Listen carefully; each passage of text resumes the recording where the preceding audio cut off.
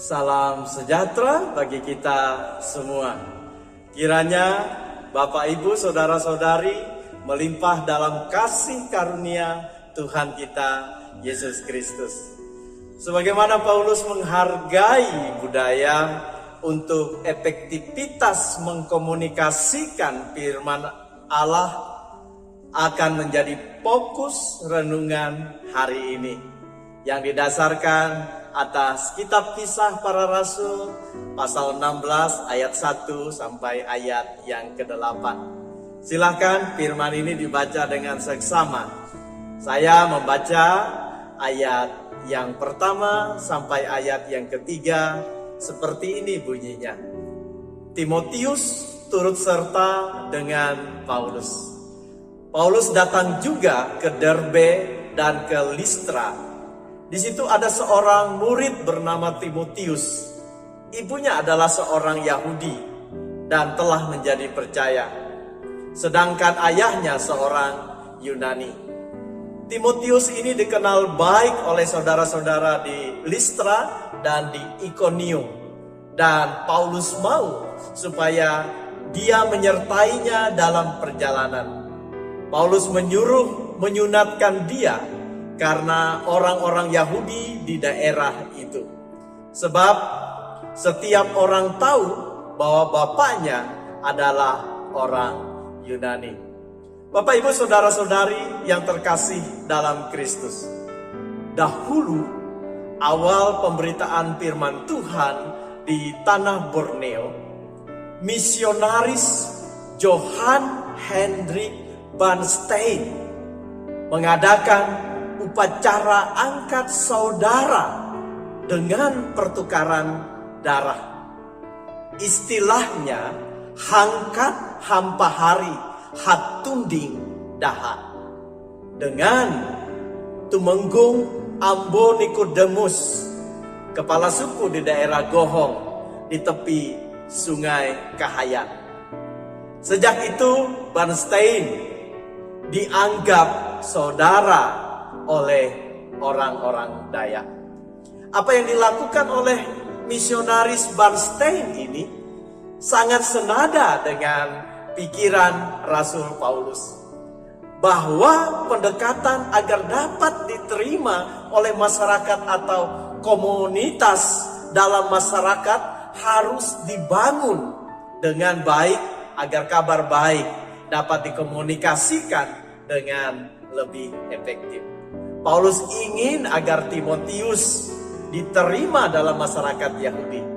Maklumlah selama ini dia dianggap seorang Yahudi murtad karena ayahnya seorang Yunani, walaupun ibunya seorang Yahudi.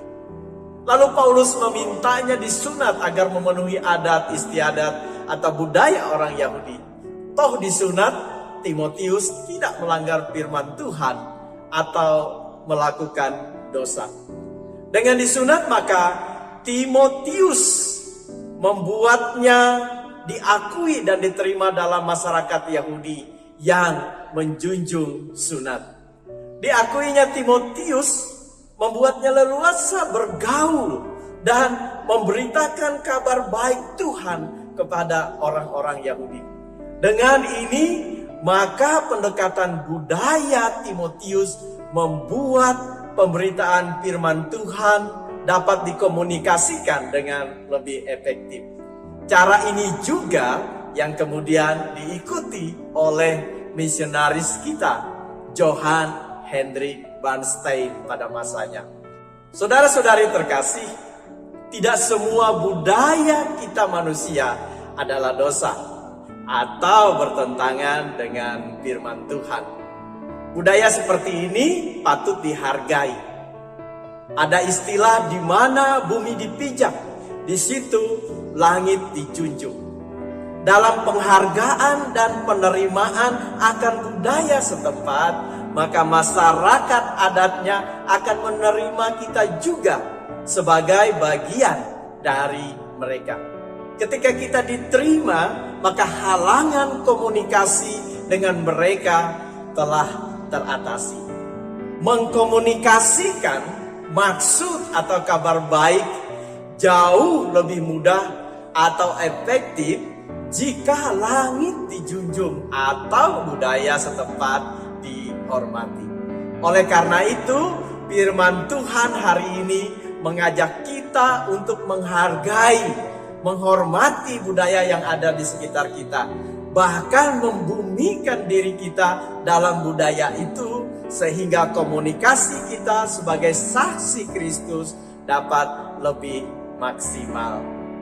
Adalah Paulus, Timotius, dan Bernstein Allah masa kini. Tuhan Yesus menolong dan memberkati kita semua. Mari kita berdoa. Ya Tuhan, terima kasih atas bumi yang boleh menjadi tempat kami berpijak. Ajarlah kami menghargai setiap budaya di dalamnya. Tuhan Yesus, peliharalah kami agar dapat melalui hari ini sesuai kehendak-Mu. Oleh anugerah-Mu, biarlah aktivitas dan rencana kami lancar dan berhasil. Limpahkan pula rejeki atas hidup dan keluarga kami. Tolong sembuhkan saudara-saudari kami yang sakit. Dengarkan dan kabulkan setiap doa umat-Mu. Dalam nama Tuhan Yesus kami berdoa. Amin. Salam.